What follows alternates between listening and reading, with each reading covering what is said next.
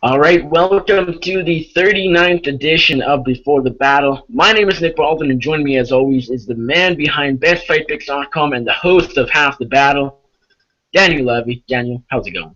It's going amazing, man. Had a great past 24 hours, and in the 24 hours to come, it'll be the eve of UFC 201. So I'm pumped, man.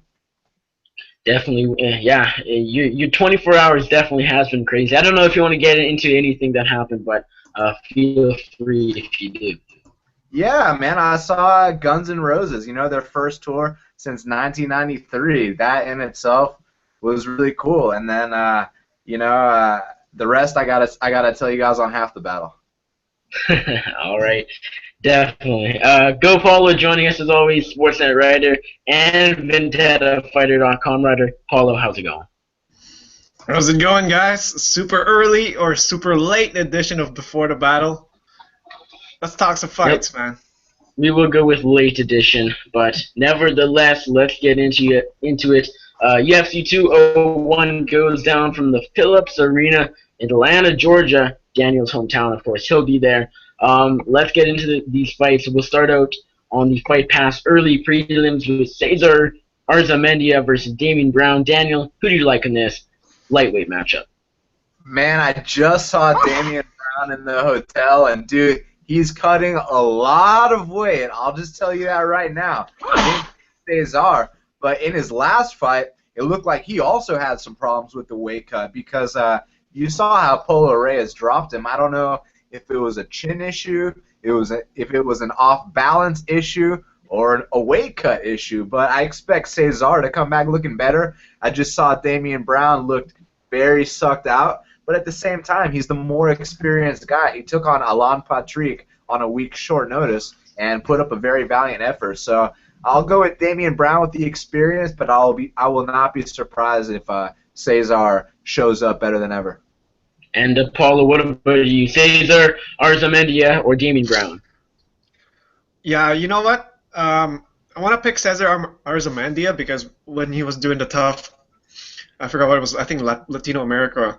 He looked pretty good actually. But that said, the competition level he was fighting was really low, so it's not that hard to look good against low competition. But this guy's got power in his hands, man. He's got good striking. I mean, his nickname's Goku, so that just goes to show you how this guy likes to fight.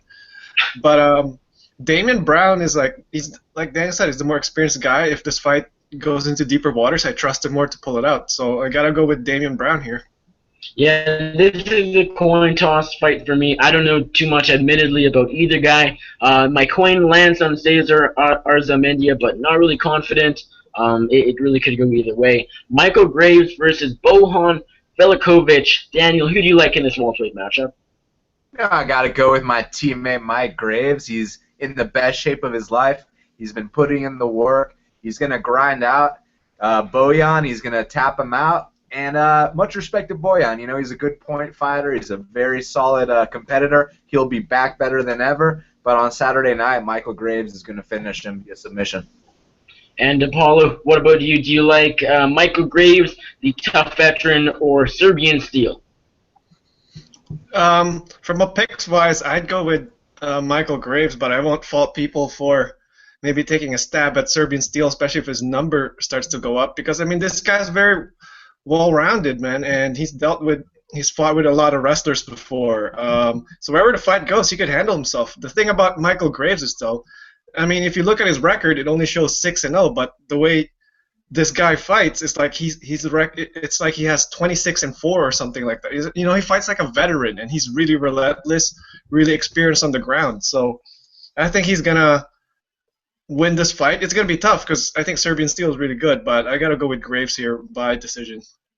Yeah, I'm actually going to agree with you here. I like Michael Graves here to grind out a unanimous decision, and I don't think it'll be too pretty. I think it'll be a gritty performance from Graves. I wasn't too impressed with Bojan Velikovic in his debut. I actually had his opponent winning that fight. It was a close fight, could have gone either way. It's hard to call this fight, but I do think Michael Graves will be able to grind this one out and defeat Serbian Steel by unanimous decision. Now, opening up the FS2 prelims, or here in Canada, I believe it's TSN's, or no, it's at or yeah, TSN, something, TSN, whatever. Wilson Hayes taking on Hector Sandoval. Quite the step down in competition from Hayes' original opponent, champion Demetrius Johnson, who actually pulled out of this card due to injury. We don't see Mighty Mouse out of fights due to injury too often at all. Wilson Hayes, though, will be fighting Hector Sandoval. Kid Alex, his third opponent. Daniel, who do you like in this 125-pound matchup? Man, this one is super tough to call just because of the info that I now know about Wilson Hayes, that he's having the toughest weight cut of his life right now. And also, this is that classic letdown spot. I mean, he was initially supposed to fight Demetrius Johnson, and now he's fighting Hector Sandoval, a UFC newcomer. So I'm not sure if he's as motivated or hungry. You know, I mean, I'm sure he still is, but he's got to be pissed off, and it's got to mess with you know, with his mind. But, you know, Hector Sandoval, he's got something to prove here. I saw him also. He's in great shape. Let's go with him for the upset. I mean, I wouldn't mind if Wilson Hayes won. I mean, that fight against Dustin Ortiz was a very impressive performance, better than he's ever looked. But I think that people are going to be surprised when they see Sandoval tomorrow night. And, Paulo, Hector Sandoval or Wilson Hayes, the favorite here, the veteran out of the two fighters. This is a closer matchup than some people think. Are you going with the newcomer or the Brazilian?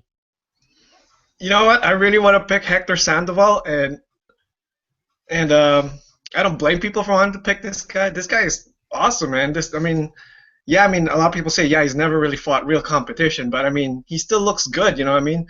Yeah, there's fighters, they don't fight real competition, they look good, and let's put it this way. If a guy is a good fighter and he's going to be a good fighter in the UFC, even when he fights low-level competition, he's going to look good. So you really can't say that the fighter's not going to be good or they're going to get overwhelmed just because they're fighting low competition. The thing about Hayes, like now Daniel's saying he's having a weight cut, and we all know that Wilson Hayes doesn't really have the best chin because he's been pretty beat up in his career in the higher weight classes.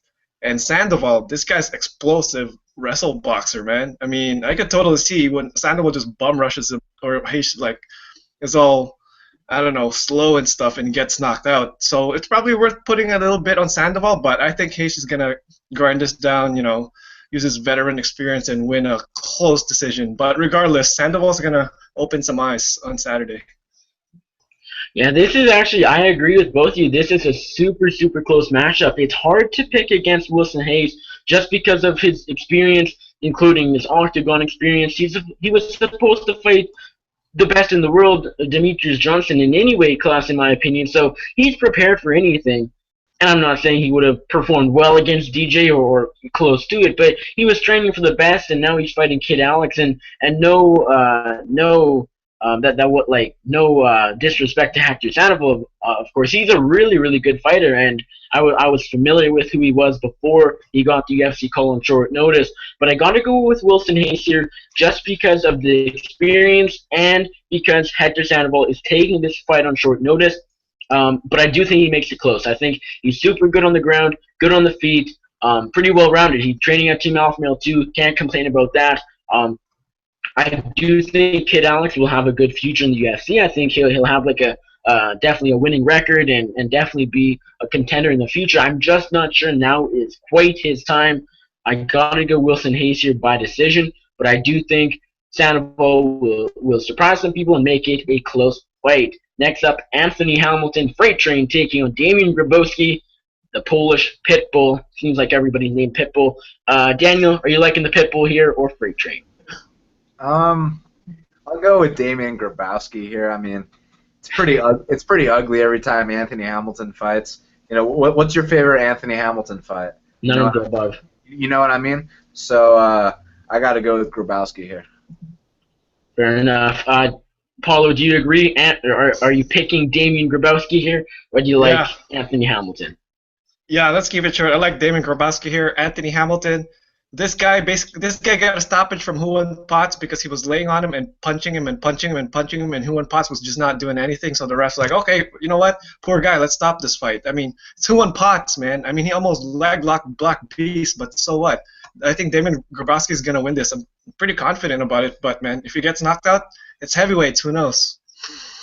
Yeah, I got to go Damian Grabowski here, but But Anthony Hamilton has defeated Daniel Omielanchuk, who has defeated Oleksiy Oleinik, who's defeated Rochelle, who's defeated Struve, who's defeated the current champion, Stipe Miocic. So that by itself right there, Anthony Hamilton, don't sleep on this guy. He just a few fighters down the line, he's close to defeating the champion. But realistically, gotta go Grabowski here. I was kind of surprised he opened as a dog. I think you'll be able to grind out this one. Both guys are kind of grinders. Anthony Hamilton probably just a little less skilled. Give me Grabowski, but I don't think it'll be pretty. I don't think it'll be a first-round knockout like we are used to seeing when it comes to heavyweight fights. Now, next up, Ross Pearson versus Jorge Masvidal, arguably one of the best matchups on the card, especially with the loss of Justin Scoggins and Ian McCall earlier today. Ross Pearson, Jorge Masvidal. Daniel, who do you like in this welterweight matchup? Gotta go with Jorge Gamebred Masvidal. We're gonna end this whole Ross Pearson wins one and loses one bullshit, and we're gonna go with the realistic choice here, which is Gamebred Masvidal. You know, he's better everywhere. He's more technical. It's always been a question of if he wants it, but with Ross, I mean, it's a question of if he wants it too. You know what I mean? But Masvidal's better everywhere, more experienced, which is, you know, funny to say when you talk about a guy like Ross, the real deal Pearson, who's very experienced in his own right. But Jorge Masvidal for the victory. Fair enough. Paulo, do you like Ross Pearson here, the underdog, or do you think Jorge Masvidal will be able to get back into the winning call? You know what? It's tough because you know me. Like, we've broken down Ross Pearson fights in the last few months. It seems like this is the 10th Ross Pearson fight in the last 3 weeks or something. But you know what? I'll stick with it, man. I'll stick with Ross Pearson winning because he needs to alternate wins and losses, man. But no, I can't break it down like that. Just the thing about Jorge is, I mean, I really like him in this fight, but you know, like, even if he's so much better than the other fighter, he sort of sometimes fights down to their level. Like, you know what I mean? Like, I mean, he plays around with them a bit, and sometimes it can cost him decisions, like what happened with him and Iaquinta. You know what I mean? If Pearson's not as aggressive as Iaquinta, though, so there's a good chance he's not going to rob Jorge Masvidal like that. So, I mean, does lightning strike twice? Yeah, I'll go with Ross Pearson just for that BS reason that he never loses twice in a row. So maybe he'll find a way to get a decision here for some crazy reason, whatever. I will agree with Daniel here. I do think the win-loss train of Ross Pearson will come to a crashing halt here. I think it'll be the first two-fight skid of Ross Pearson's career as of late, in the past few years anyways. Jorge Masvidal, I like this guy when it comes to being a fighter. I think I feel he's almost underrated at this point, because he just fought Lorenz Larkin, loses a split to Bendo, loses the split to Al Iaquinta. Ross Pearson, he has power, but he can also win by decision. So it won't shock me if Pearson's able to do enough in the judge's eyes. Maybe he'll score it 29-28 Masvidal, and Pearson will get the upset victory that perhaps he doesn't deserve. But Jorge Masvidal, I do believe he's better on the feet. Pearson probably has a power advantage, but this is a tough fight to call, and it's a really good fight. So I'm not confident either way, just because Masvidal, he's lost some fights I still believe he should have won. And Pearson coming off, and he just took this fight on short notice too. So Ross Pearson, because Masvidal was supposed to fight CR, that's right. So Pearson's coming on in like 10 days notice, just fought Will Brooks back in International Fight Week. So who knows where he's at when it comes to preparation-wise and whatnot. I got to go Jorge Masvidal, but it's definitely a close matchup. Nikita Krylov taking on Ed Herman. Daniel, does Krylov win in the first 30 seconds or the second 30 seconds? You got to go with Nikita Krylov here, man. You know, I think that the size advantage is really going to be evident here. You know, oftentimes people talk about skill over size, but in this specific fight, just like in Nikita's past fight with Soa Paleli, where he was outsized and he lost as a result, that's what's going to happen here, man. And he's been getting better every time. What's interesting about him is that he's a Kyokushin karate point striker, but he's been choking everyone out. And it's almost like with cranks, not really with straight up chokes. He's strong manning everyone. I believe he'll strongman Ed Herman. We just got to watch out for that veteran savvy, but as long as Nikita does that, he'll get the victory. Paulo, are you going with Nikita Krylov here to continue his winning ways, or will Ed Herman Short Fuse, or Herman Monsters, I'd like to say, get the win here? Yeah, you know what? Can never count out Ed Herman. This guy's tough. I mean, this guy came all the way from I think Ultimate Fighter 3, man. That's how OG this guy is. He's tough. He can finish a fight standing. He can finish it on the ground. But one thing about him is he's slow, man. I mean, it's funny how he was able to stay competitive at 185. Like, this is the thing. Tim Boetsch, one of the slowest guys in the UFC. Ed Herman was almost as slow as he was when they fought each other. And I was like, Nikita Krylov's a beast, man. This guy's fast. This guy's strong. And like Daniel said, this guy's got a Kyokushin karate background. So I think instead of subbing him, he's going to knock him out because speed kills.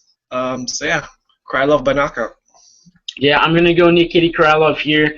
Definitely inside the distance. I think he can win this on the feet. I think he can win this on the mat. Nikita Krylov's a really good fighter, and people definitely give him credit, but I think he's almost better than some people think. He's definitely an up-and-comer. He has the age on his side. Ed Herman, despite coming off the win over Tim Boetsch, which actually surprised me. I had Boetsch win that fight, but then you look at Boetsch, and yeah, he just won too, but I mean, it's Tim Boetsch. He's definitely on his way out as well. I got to go Nikita Krylov. I don't think it'll be that close. I think Krylov has a size advantage. Strength-wise, he probably has the advantage there. I think he has just about every physical advantage. And then when it comes to age and whatnot, he definitely is there too. I gotta go Nikita Krylov. He's the finisher out of these two as of late, anyways. Nikita Krylov is my pick. I'll go by submission. It's kind of like a crank, like he's been doing as of late, like Daniel mentioned there. Krylov, though, is my pick inside the distance. Now, opening up the main card is not Justin Scoggins versus Ian McCall. And Daniel, let's quickly talk about this. You had a bet on Justin Scoggins, so I know you're probably maybe even a bit more disappointed than some, but we're all disappointed because this was going to be a great fight, arguably one of the best matchups on the card. Justin Scoggins, unfortunately, I reported earlier today that he the weight just kind of stopped coming off him. He hit 132.5 or so, stopped sweating, couldn't shred any more weight, and then unfortunately was forced out of the fight against Ian McCall. Daniel, just give me your thoughts. Anything else you want to add about that? I mean, it sucks, man. We wanted to see that fight, obviously. Ian McCall was in really good shape in the hotel. He was still cutting weight just in case they find a replacement or if anyone pulls out of any of the other fights. So maybe Ian McCall versus Wilson Hayes or versus Benoit or Serrano just in case. But, yeah, I mean, it sucks, bro. What else is there to say? Yeah, and to get a show. Get a nutritionist, you know what I mean? Like, dude, be a professional. If you say you're going to beat DJ, then fucking show up on weight if you're going to beat DJ. Yes, fair enough. Although, just like John Lineker, he won't get that shot because he is headed up to bantamweight. And maybe he won't need the nutritionist cutting 10 less pounds, but I still think it would be a good idea. Paulo, anything else you want to add about that? Justin Scoggins pulling out of his fight with Ian McCall. Biggest fight of his career, too. I talked to him last week, and he said, yeah, absolutely. This is gonna get me the title shot. Biggest fight of my prospect-ish career. Give me your thoughts. Maybe he should have shaved his head to like skin, man. He grew a lot of hair, man. That's like probably what, an additional 2 pounds or something like that. That was definitely the 7 pounds he. That was definitely the 7 pounds that he, the extra. That was some Super Saiyan hair he got there. I mean, he's been hanging out with Cesar Goku lately. What's going on? Well, I mean, what is there to say? I mean, I'd like to say I'm shocked, but come on, let's be honest. This isn't the first time this year or in the last few weeks or even in the last month where a fight got pulled in the week of the fight, man. This is starting. The bad thing about this is that it's starting to become a reality, man. Like, I mean, No. this is like it's expected at this time, right? I mean, when a big fight is announced, a lot of MMA fans are like, oh, let's wait till a few days before the fight, and then we can maybe be a little bit excited about it. So, it's a shame, man. Yeah, it's definitely too bad, and I mean, it's hard to make excuses for Justin Scoggins. He signed the paper. He said, "Yeah, I'll make 126 on weighing day," and he felt he was unable to do so, so he's out. It's disappointing too. He's a good guy, personally, and he's that type of guy that he's skilled enough to and personally, he's personal. I believe he could have been a big star flyweight, but that won't be the case. Perhaps bantamweight, but we will see. He's still young, so we will see what happens there. It's disappointing though, and you got to feel bad for Ian McCall. He's been out for 18 months or so, and that will just even get longer. But anyways, replacing that fight, opening up the main card, Ryan Benoit taking on Freddie Serrano, and I mean, this isn't really a pay-per-view main card worthy matchup, but at least it's a really, really intriguing matchup between two guys that just throw punches, and one guy's going to get knocked out most likely. Daniel, how do you see this fight playing out? Well, firstly, Joe Silva and Sean Shelby are really smart guys. There's a reason they put this fight as the pay-per-view opener as opposed to maybe Nikita or Jorge versus Ross. It's because they know that Benoit and Serrano are going to go there and throw down until one guy falls. And that's exactly what we want to see. And one guy will fall. I'm not sure who it's going to be. I mean, with Freddie Serrano, I like this guy a lot. In a way, he kind of reminds me of Yoel, just in his mindset. He's such a winner. He's also an Olympian wrestler. He's a Colombian Olympic wrestler. He's undefeated, only 3-0, not much experience. However, the way he's performed has been awesome, man. And his only loss was on The Ultimate Fighter. He went the distance with Alejandro Perez, who ended up winning the entire show. So Serrano's been pretty damn good. And with Benoit on the feet, he can knock anyone out, as you saw in his Sergio Pettis fight. It's just when he gets taken down to the ground that there's an issue. And Freddie Serrano's entries to his takedowns have been pretty superb, man. So I'm gonna have to go with Freddie Serrano here. Interesting. Paulo, do you like Freddie Serrano here or Ryan Benoit? First of all, Nick, how dare you say it's not a pay-per-view worthy fight? Come on. Well, you can't say that to Freddie. Freddie's the best. I'm really high on this guy too, man. Like, my favorite was when he opened as an underdog against Bentley Seiler. Bentley Seiler was, no offense to the guy's a doctor, but Bentley Seiler was a can. So Freddie Serrano opening at underdog was, I mean, what did they have against him? Because he's short. I mean, John Lineker's short, and he whoops everyone's ass. Yeah, man, Daniel said it all. Freddie Serrano's just a better fighter overall. The thing, though, that gets me about this fight is I know everyone thinks that they're going to brawl till someone falls. I could entirely see Freddie Serrano abuse the takedown, and once he has Benoit on the ground, just keeps him there and pounds him out. Maybe he doesn't finish him because Benoit's pretty tough. And I don't know if he's going to submit him either. I mean, Freddie Serrano's been growing at a rapid rate for a guy who's 36 years old, so maybe he's learned a couple of submission techniques. But, I mean, yeah, it's going to be a fun fight, but there's also a chance that Serrano might, just lay on him and keep him on the ground because, I mean, if he's smart, he's not going to stand with Ryan Benoit. You don't want to stand with a Muay Thai striker. He's going to probably knock you out. So, yeah, Serrano, hopefully fight smart. He can do it. Yeah, this is an interesting matchup. I'm actually going to disagree. I am picking Ryan Benoit here, and two main reasons. One, the experience. He has a total of 9 more fights than Serrano. That's something at the very least. Freddie Serrano only 3-0, so I mean, not a whole lot of experience. And like Paulo out of there, his one UFC win was against Bentley Seiler, the doctor. So I mean, that kind of just speaks for itself. Also, 2 wins. Yeah, 2 but wins against nobody. Fair enough. Freddie Serrano also is 10 years older now. That's kind of big. Ryan Benoit still up and coming, still in his entering his prime. He's still probably not even in his physical prime. He's only 26. Freddie Serrano is 36. I just can't see Freddie Serrano going far whatsoever. He's 36 and he's 3-0. He got into this late. Ryan Benoit, I got to pick him here for those reasons, and the striking is pretty equal. I think Ryan Benoit probably a bit better on the feet. I think he'll get the knockout. Serrano could go for those takedowns.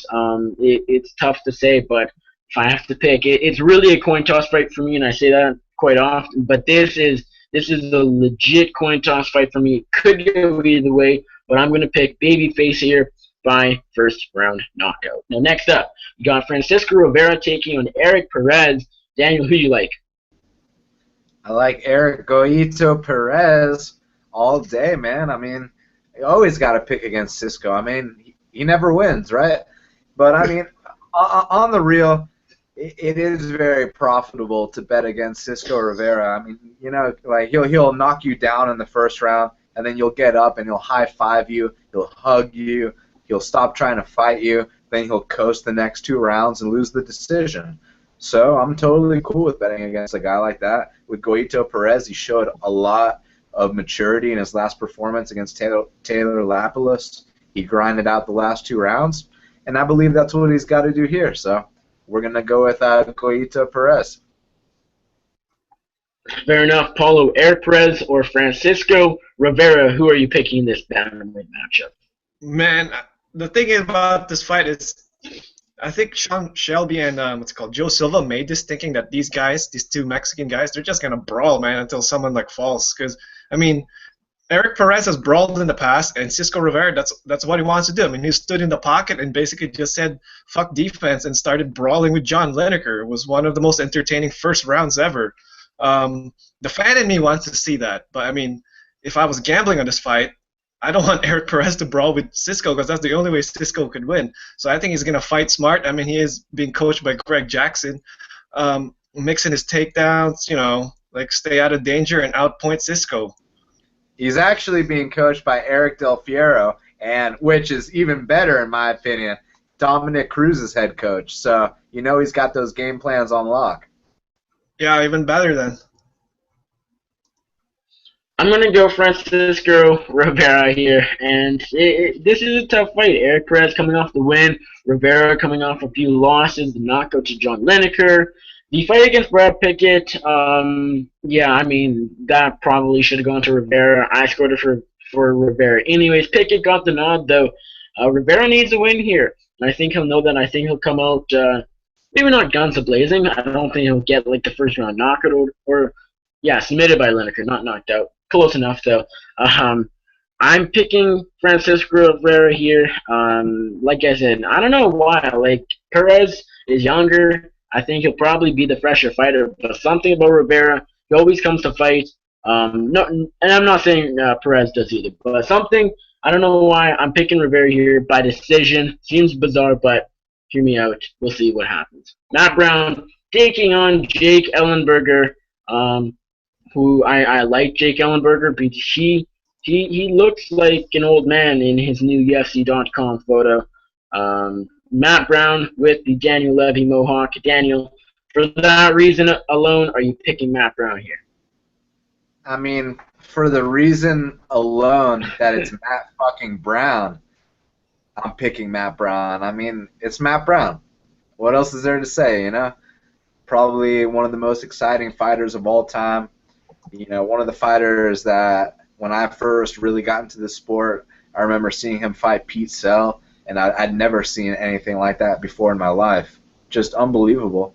And I remember Jake's UFC debut versus Carlos Condit. That was a great fight, too. Jake, back in his day, was no joke. But at this point in time, Matt still got it, and he's going to put it on Jake Saturday night in ATL.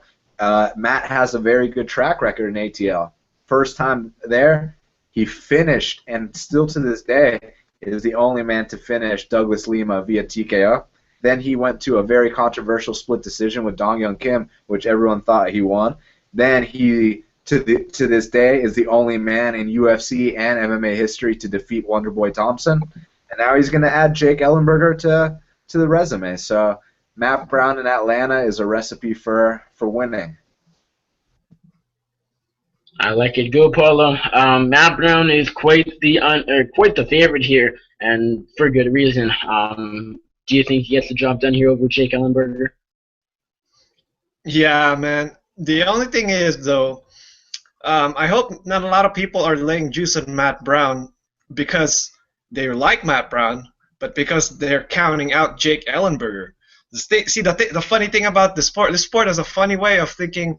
When you count someone out, they're just gonna win in shocking fashion. I mean, when CB Dalloway fought, what's his name, Nate Marquardt, people were like, "Oh, throw your money at CB Dalloway," and what does Nate Marquardt do? Knocks him the f out. You know what I mean? And then the other time, Jose Aldo and Frankie Edgar, I know some sneaky bettors in there were betting on Jose Aldo, but if you looked at MMA Twitter, everyone was pretty much, oh yeah, Jose's done, Frankie's look really good, Frankie's going to come in there and destroy him. And Jose Aldo schools Frankie Edgar for 4 out of 5 rounds over there. I mean, maybe even 5 out of 5. But I mean, with that said, Matt Brown's going to whoop Jake Ellenberger's butt, man. I think Jake Ellenberger, he's like, I don't know, he hasn't beaten anyone relevant in the UFC. I don't even remember the last relevant guy beating the UFC, to be honest, man. I mean, he fights the big names and he loses to them, and I think Matt Brown's going to beat him up and finish him late. Yeah, I'm going Matt Brown here, and I don't think it will be late. Jake Ellenberger, this guy is very close to just being a shot fighter, just flat out. That said, Matt Brown, though, even Jake Ellenberger, when Jake Ellenberger was a guy that was kind of like a top 10, top 15 guy, I still think Matt Brown probably whoops him. Matt Brown doesn't get a lot of credit anymore because he's coming off the loss to Damian Maia. Before that, he beat Tamim, but before that, he got grinded out by Johnny Hendricks. Just before Johnny Hendricks turned into the ghost of Johnny Hendricks, of course. He lost to Robbie Lawler. But there's no shame in losing to the non-ghost Johnny Hendricks, champ Robbie Lawler, Damian Maia, especially matchup-wise with Damian Maia. That kind of understood Matt Brown. Although he survived, he definitely improved his Matt Brown here. He's so good on the feet. He's so wild, but powerful as well. Jake Ellenberger, I don't think he can take a shot. Props to Jake Ellenberger for staying in this. Someone like him a lot of time would retire, but I do think it is definitely retirement time, especially if he gets knocked out in Atlanta, and I do believe that will happen. Matt Brown is my pick by first-round knockout, and I do believe he will make it look relatively easy. Now, next up, we got the co-main event of the evening of UFC 201. Rose Namajunas, the Thug, taking on Karolina Kowalkiewicz. Paulo, who do you like in this matchup? You know what? I really want to pick Kowalkiewicz, and I know Daniel's going to pick her, and a couple of people like her too. And I really like her too, man. I've been calling for KK versus JJ for a while because I think this girl has the tools to contend with JJ because she's got really quick hands and she's a really dangerous striker. And the most important thing about her, she's really poised. The thing about JJ is when she fights her opponents, she has this mental effect on them. I don't know, maybe she makes them scared that they fight harder than they should, they gas out faster, or they just get scared like Carla Esparza did. But I think KK is going to be, mentally tough to hang in there. But that said, though, as much as I really want to pick KK, I have this strange feeling I can't ignore that Rose is going to pull something out of her butt and probably submit Kowalkiewicz at some point. Maybe she makes one mistake, and that one mistake costs her the fight. I just have that feeling, so I'm going to go with it. But, I mean, if Kowalkiewicz wins, I'll be so happy. Fair enough. Daniel, Rose Namajunas or Karolina Kowalkiewicz? I know you're actually leaning Karolina here. You have a bet on her. Tell us why. Well, me having a bet on her doesn't mean I'm leaning her. It means I'm picking her and betting on her because I fully believe that she's going to win this fight. I mean, just like I thought that Valentina was going to beat Holly and Amanda was going to beat Misha, I also think that that Karolina is going to beat Rose straight up because when Rose tries to go for the side kicks and do all that cute shit, I think that Karolina is going to be in her face with the point fighting. It's going to be all good. Paulo, you said you want to see Joanna versus Karolina. They actually fought before in an amateur fight, and Joanna submitted her with an armbar. But I'd like to see the rematch because since then, Karolina's gone 9-0 in pro MMA. So I mean, look, I thought Rose lost her last fight to Tisha, not just because I bet on it, but because maybe because of the fact that she got wobbled and she got outstruck. Those are the reasons I thought she lost that fight, and those are the reasons I think she's going to lose this fight. So you yeah, guys should owe me something for that. Oh yeah, sure, yeah. I gotta go with Carolina for sure, man. Yeah, I'm actually going to go Rose Namajunas here. I think the Thug will get it done. I haven't been overly impressed, and I know Daniel will disagree all he wants, but I haven't been that impressed with Karolina Kowalkiewicz in her UFC career. The win over Randa Marcos was all right. The win over Heather Jo Clark was all right. Her striking is really good, but those two fighters aren't top caliber. Rose Namajunas are. I think Rose Namajunas will get it done. I feel she will beat Carolina all day on the mat, and then on the feet, Rose has improved her striking. People don't seem to realize this. I think it's better than it ever has been. I'm not saying she's the better striker, but I think the striking is close. It'll be competitive on the feet, and if Rose takes it to the ground, I believe it's all Rose Namajunas on the mat. So I'm going to go Rose Namajunas by decision. I think she'll make it unanimous. I think she'll look all right on the feet, and then, like I said, if she takes it to the ground, I think it's Rose Namajunas all day. So that is my pick, Rose Namajunas by unanimous decision. Hey, Nick. Hey, you said all day. So last time Rose fought, you challenged me. Now I'm going to challenge you. We got to make a bet here. So I'm going to take the plus. Double or under. To whatever. Oh, no, not double or under. Double or nothing. Double or nothing. And we can either do double or nothing, or, I can send you something, and then when I win this, you can send me something. Whatever you want to do. You're called, but I'm calling you out. We'll go double or nothing because I'm looking forward to double portions of my Georgian whatever you're going to send me. Georgia. But yeah. What was that? You cut out. Georgia peach. Yeah. It might rot a little bit in the mail, but we'll see. Main event time. Robbie Lawler versus Tyron Woodley goes down Saturday night. Welterweight title on the line. Paulo, who do you like? You know what? The breakdown for this is gonna be like the breakdown for Nunes and Tate. Woodley either catches Lawler early and finishes him, or he's going to gas and Lawler's going to beat the crap out of him. I'm just going to go Lawler's going to kick his ass for 5 rounds, man.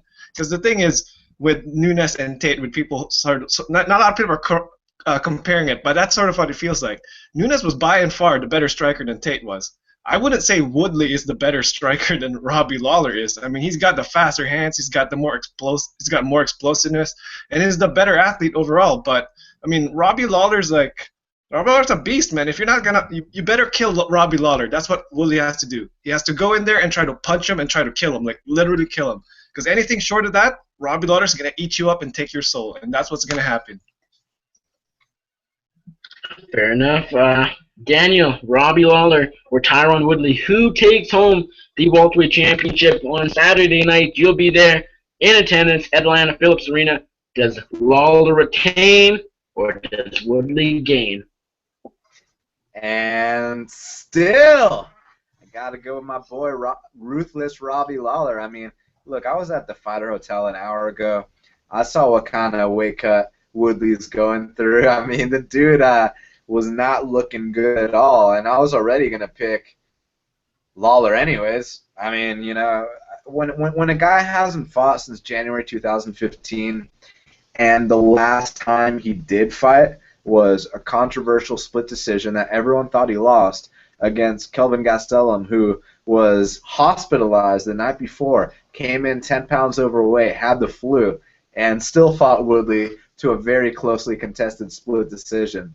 So then he takes a year off. USADA comes into the sport, the IV ban comes in the sport, and now he thinks that all of a sudden he's going to be the guy to come in here and take it from Robbie. I'll just tell you guys that the guy that's going to take it from Robbie is Wonder Boy. So just, wait for him.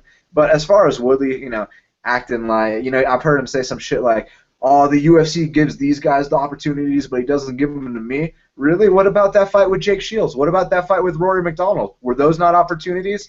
But you know what? you asked for it to the point now where, oh yeah, and that Carlos Condit fight where he acts like he finished Condit. We all know Condit's not, a 7-minute fighter. He's a long-term fighter, and he got injured in that fight. I mean, dude acts like he went out there and knocked out Carlos Condit. So I don't think that he's faster than Robbie Lawler. I just think that he's maybe more naturally gifted. I don't think he's more of a fighter. I don't think he's got the heart that Lawler has, and it's going to be a 3rd or 4th round knockout for Ruthless. And still. I like it. I'm going to agree here. I'm picking Robbie Lawler to retain his welterweight championship on Saturday night for the 3rd time. And this time, the Rory McDonald fight, although it was a TKO, Rory was up 3-1 on the scorecard. So give Rory 2 or 3 more minutes, he would have been the champ. So you could say Robbie, like, that was a close one, of course. The Carlos Condit fight, I actually scored it for Lawler, but most people scored it for Condit. But this defense, I believe, will be more clear than the other two. And the fight against Hendricks, the rematch where he won the title, that of course could have gone either way as well. This fight, I do believe Robbie Lawler will knock out Tyron Woodley, and here's why. Now, I'm kind of in the same boat as Daniel.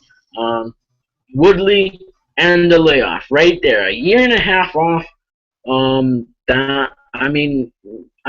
It's very hard to pick someone coming off an 18-month layoff against the best welterweight right now in the world. Actually, the second best, because I believe the best is Wonder Boy. And then, of course, the cardio. He's never had fantastic cardio. He can go 3 rounds, but that's when he doesn't do a whole lot, or it's a first-round knockout, like we saw in his last 2 fights, respectively. The decision over Gastelum, that was really boring, and then the first-round knockout over Dong Hyun Kim. So he's not a 5-round fighter, and I don't think he can instantly turn himself into B1. And the layoff also, not just ring rust and whatnot, but the Reebok, USADA, IV ban, so many changes. It's hard to pick Tyron Woodley just based off of that. But then you got Robbie Lawler. He has the heart advantage. I believe, like Daniel said, he does have the better heart. He's gone 5 rounds. He knows what it's like in that 4th and 5th round. I think Robbie Lawler will excel in those 4th and 5th rounds if it gets there.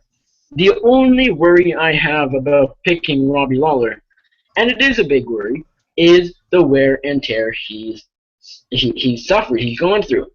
He has taken a heck of a lot of damage in the past 2 years. The first Hendricks War, the second Hendricks War, not as much of a war, but still an entertaining fight. Then the all-time classic against Rory, another great fight against Condit.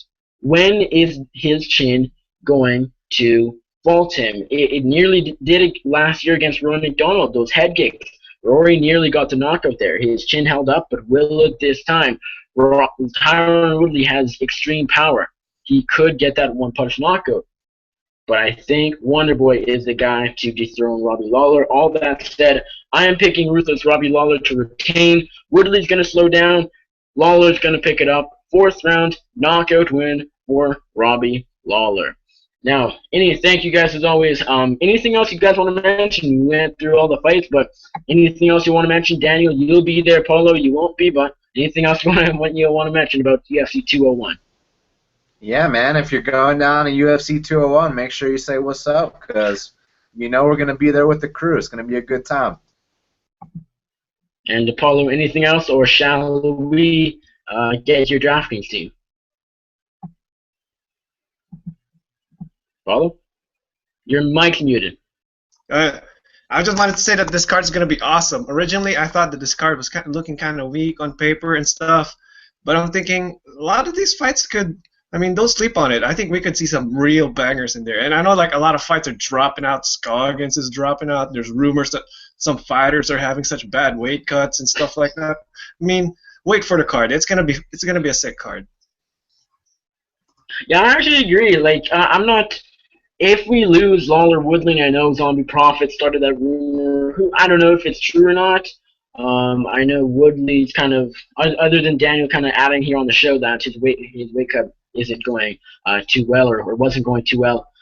We'll see what happens, but if Like, as long as Lawler Woodley goes down, this is a fine card. Like, it's not the best coming off UFC 200. Our expectations may still be high.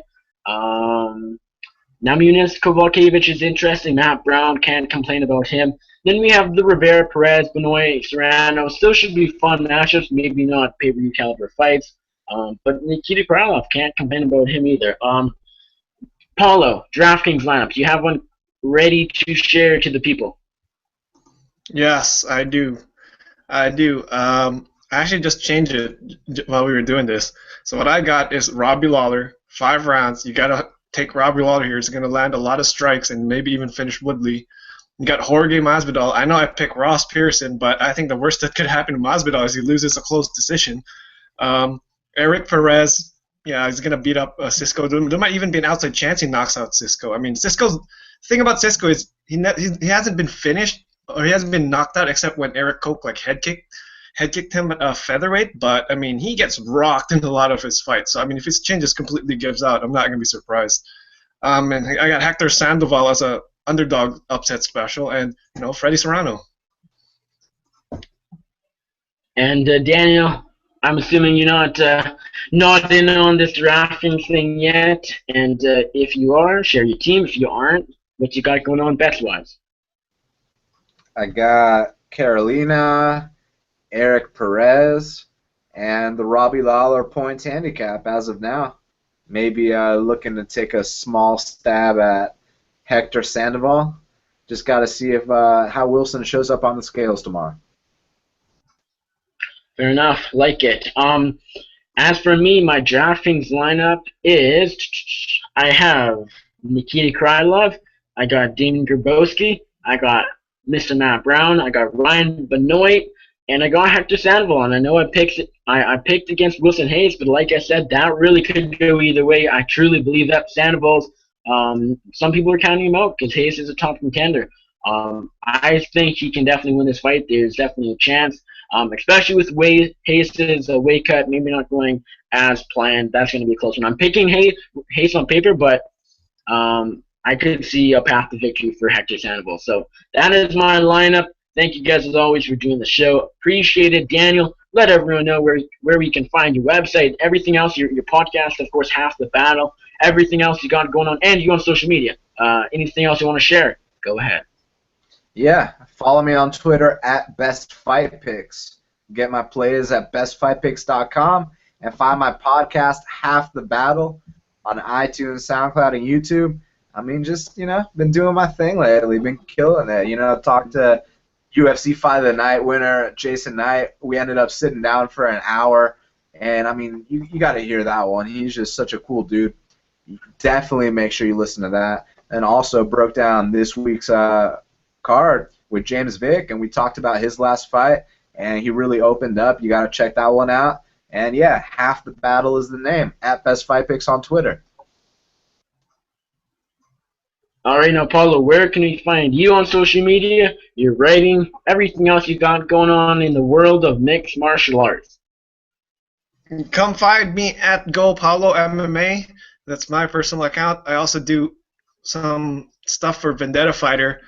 My Cheap Shot article, actually, where I just play nothing but dogs and props, went 3-0 last week before the card, which I ironically missed, but still did good on my bet. So, I mean, if you guys want to follow me, I guess let's see if we can sweep the board this time. I've got 3 units to win 6 units, so hopefully that cashes. And check out at Sportsnet because I've got an article breaking down the Woodley and Lawler fight in depth. Perfect. And as for me, you can find me on Twitter at NickUFC. You can find my writing over at bloodyelbow.com. My podcast, The MMA Circus, I host it each and every week with Andrew the Clown Kid Lawrence. Next week, we will be doing 2 shows. We will be doing one on either the regular Tuesday slot and then release Wednesday or the next day. And we'll be likely doing one directly after UFC Utah next Saturday. So keep your eyes peeled for that. This past week on the show, the MMA Circus, we had Justin Scoggins, of course, who's now out of his fight against Ian McCall, and we had Bellator lightweight contender Brandon Gertz talking all about his ACL injury and recovering from that. So two interesting interviews, a bunch coming up. What I'm doing, I'll quickly explain, is to keep my podcast a bit shorter. I'm doing a lot of my interviews now are going to be on the Bloody Elbow YouTube channel, MMA Nation. I have 2 up right now. New UFC middleweight fighter Ryan James and Team Alpha Male fighter Adam Corrigan. So check those out. More will be up tomorrow, probably next day. Articles coming on Bloody Elbow each and every day. So check that out. Thank you guys as always. Thank you guys for listening, because I know most people on the East Coast it's 2:30. Over on the West Coast 11:30. Here 1:30. It's late, but this was cool. UFC 201 goes down Atlanta, Georgia, almost Atlanta, Florida, on Saturday night. Robbie Lawler, Tyron Woodley. With that, enjoy the fight.